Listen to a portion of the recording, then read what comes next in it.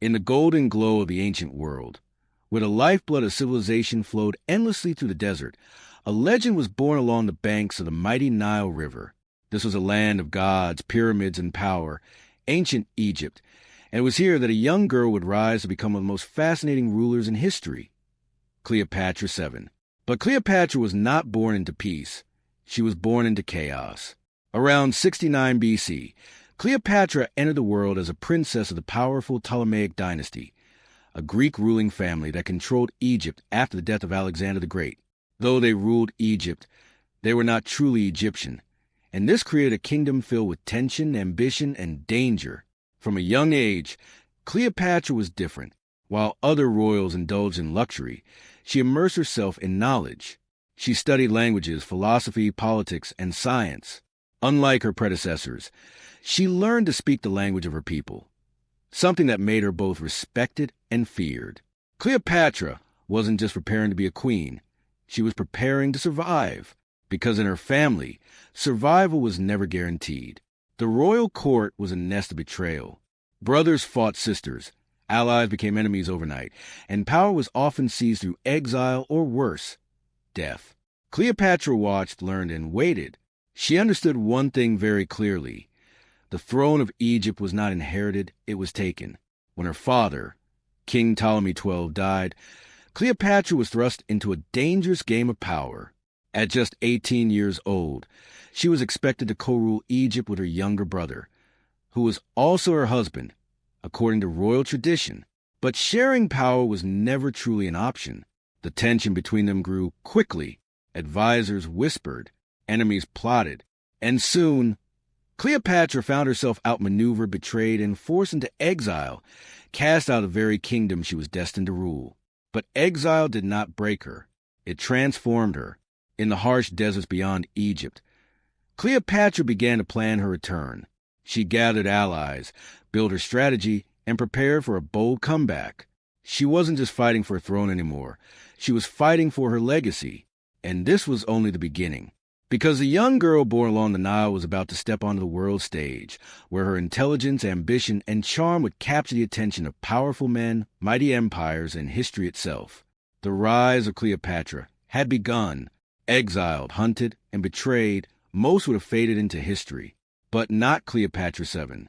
In the scorching deserts beyond ancient Egypt, Cleopatra was not defeated. She was evolving. With every passing day, her determination hardened. She knew that reclaiming her throne would require more than strength. It would demand strategy, courage, and the right ally. And then, fate intervened. To the north, a storm was brewing in the Roman world. A civil war had erupted, and one name echoed across empires: Julius Caesar. Victorious and relentless, Caesar arrived in Egypt in pursuit of his rival, Pompey the Great. But what he found was something far more complicated. Egypt itself was in crisis. Cleopatra's younger brother, Ptolemy XIII, now ruled the throne, with powerful advisors manipulating him from the shadows. They saw Caesar as an opportunity and a threat. In a desperate attempt to gain favor, they made a brutal decision. Pompey was murdered. His severed head was presented to Caesar as a gift. But instead of gratitude, Caesar was disgusted. Rome did not reward treachery like this. And suddenly, Egypt's fragile political game turned into a dangerous gamble. Caesar chose to stay and intervene, and Cleopatra saw her chance. Legend tells us that under the cover of night, Cleopatra made one of the boldest moves in history, smuggled into the royal palace. Hidden inside a carpet or linen sack, she was carried past guards and enemies straight into Caesar's chambers. When the bundle was opened, out stepped a queen, not as a beggar, not as an exile, but as a ruler ready to reclaim what was hers. Cleopatra spoke with intelligence, confidence, and undeniable presence. She didn't beg Caesar for help. She convinced him. She offered him something far more valuable than gold: alliance, stability, and loyalty in a land Rome could not afford to lose. Caesar was captivated, and just like that, the balance of power shifted. War erupted in Alexandria. The city burned, chaos filled the streets, and the struggle for Egypt reached its peak. But with Caesar's forces backing her, Cleopatra's enemies began to fall. In the end, Ptolemy XIII was defeated, his rule washed away in the waters of the Nile River. Cleopatra had done the impossible. She returned from exile and reclaimed her throne. But victory came at a price, because now Cleopatra was no longer just the queen of Egypt.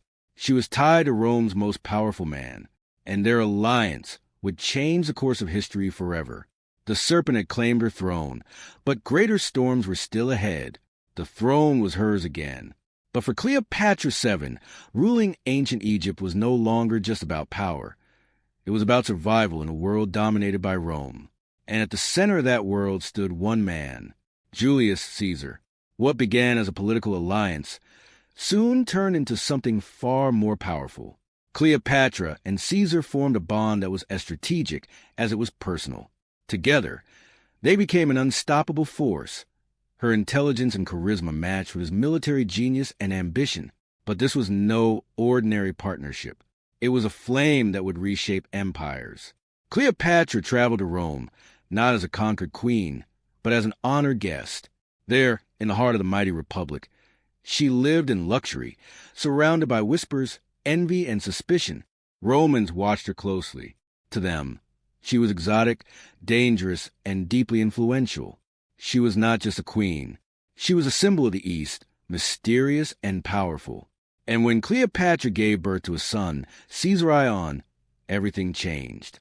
To Cleopatra, this child was more than an heir. He was the future, a living link between Egypt and Rome, a boy who could unite two worlds under one legacy. But in Rome, this was a problem. Caesar already had a political structure to maintain. Declaring Caesarion as his official heir would send shockwaves through the Republic. Enemies began to gather in the shadows, fearing that Caesar's growing power and his connection to Cleopatra was turning Rome into a monarchy. Tension filled the air, and then the unthinkable happened. On the Ides of March, 44 BC, inside the Senate, assassination of Julius Caesar unfolded in a storm of betrayal. Surrounded by men he once trusted, Caesar was stabbed again and again. The most powerful man in Rome was gone. For Cleopatra, the news was devastating. Her greatest ally, her protector, had fallen, and just like that, everything she had built began to crumble. Rome descended into chaos once more, as powerful figures fought for control. Cleopatra knew she could not stay. With her son in her arms and uncertainty closing in, she left Rome and returned to Egypt. But this time, she returned not as a lover, but as a mother, a ruler, and a woman who had learned that power could vanish in an instant. Still, Cleopatra was not finished, because in the rising storm of Rome's next chapter, another powerful figure was waiting, a man who would ignite a new passion, a new alliance, and a new war that would decide the fate of her empire. The flame had not died. It had only begun to burn brighter. The death of Julius Caesar left a power vacuum that shook Rome to its core. Alliances shattered. Enemies rose. And from the chaos, new rulers emerged, men hungry for control, determined to shape the future of the Roman world. Among them stood a bold and charismatic general, Mark Antony. For Cleopatra VII, this was not just another political shift. It was another moment of decision. She had lost Caesar, but she had not lost her ambition. Egypt still needed protection, and Rome still held the keys to her survival. So once again, Cleopatra made her move. She summoned Antony to meet her in the city of Tarsus. But this would be no ordinary meeting.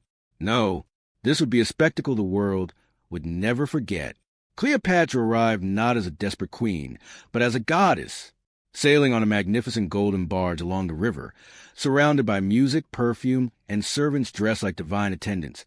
She presented herself as a living embodiment of beauty and power. The air was thick with incense, the waters shimmered with reflection, and Antony was captivated before she even spoke a word. This was not just diplomacy. This was strategy wrapped in enchantment. Antony, a man known for his strength and passion, found himself drawn to Cleopatra's intelligence, charm, and undeniable presence. Their connection was instant and powerful. Soon, what began as an alliance turned into a legendary romance. But their relationship was more than love. Together, Cleopatra and Antony built a powerful partnership. He provided military strength. She provided wealth, stability, and the resources of Egypt. Side by side, they began to shape a vision, one that rivaled even Rome itself. They had children together. They celebrated their union openly, and in a bold move that shocked the Roman world, Antony granted vast territories to Cleopatra and her children during a grand ceremony known as the Donations of Alexandria. To them, it was a declaration of power. To Rome, it was betrayal. Far away, another man watched with growing anger. Octavian, Caesar's adopted heir, saw Antony's actions not as love, but as weakness. He believed Antony had fallen under Cleopatra's influence, placing Egypt above Rome itself. And he used that belief as a weapon. Propaganda spread across Rome. Cleopatra was painted as a dangerous seductress. Antony, a once great Roman, was portrayed as a man who had lost his loyalty. The stage was set. Two powers, two visions, one inevitable conflict. War was no longer a possibility. It was coming. And as Cleopatra and Antony stood united, believing their empire could rival the greatest forces on earth, they did not yet realize one truth. The world was about to decide their fate. And this time, not even love would be enough to save them. The storm had finally arrived. Two forces stood on the edge of destiny, one driven by ambition, the other by survival. On one side was Octavian, cold, calculating, and determined to rule Rome alone. On the other stood Mark Antony and Cleopatra VII, bound by love, power, and a dream of empire. There would be no compromise, only war. In 31 BC, their forces collided in one of the most active battles of the ancient world. The Battle of Actium. Ships filled the sea. Soldiers braced for impact. The fate of kingdoms rested on the waves. But something went wrong. Antony's fleet, though powerful, was outmaneuvered. Octavian's forces, led by the brilliant general Marcus Agrippa, executed a strategy that slowly tightened around them like a trap. And then, in the heat of battle, Cleopatra made a decision. Her ships turned. She retreated, seeing her fleet withdraw. Antony made a choice that would define his legacy forever. He followed her. In that moment, the battle was lost. What could have been a final stand became a devastating defeat. And with it, their dream of a powerful Eastern empire began to crumble. They fled back to Egypt. But Rome was relentless. Octavian advanced, closing in on Alexandria. There would be no escape this time. No alliances left to form. No armies left to command. Only the end remained. As defeat became inevitable, despair took hold. Antony, believing Cleopatra had betrayed him or was already dead, fell into hopelessness. In a tragic final act, he took his own life, dying in Cleopatra's arms after being brought to her. The great warrior was gone. Cleopatra, now alone, faced a fate worse than death. Octavian planned to take her to Rome, not as a queen, but as a prisoner. She would be paraded through the streets as a symbol of conquest. For Cleopatra, that was unacceptable. She had lived as a queen. She would not die in chains. In her final moments, Cleopatra chose her own ending. According to legend, she allowed an asp, a venomous serpent, to deliver a fatal bite. Others say it may have been poison, but the result was the same. The Queen of the Nile was gone. With her death, an era ended. Egypt, once a powerful and independent kingdom, fell under Roman control. The age of pharaohs faded into history, and new empire rose in its place. But Cleopatra's story did not die with her.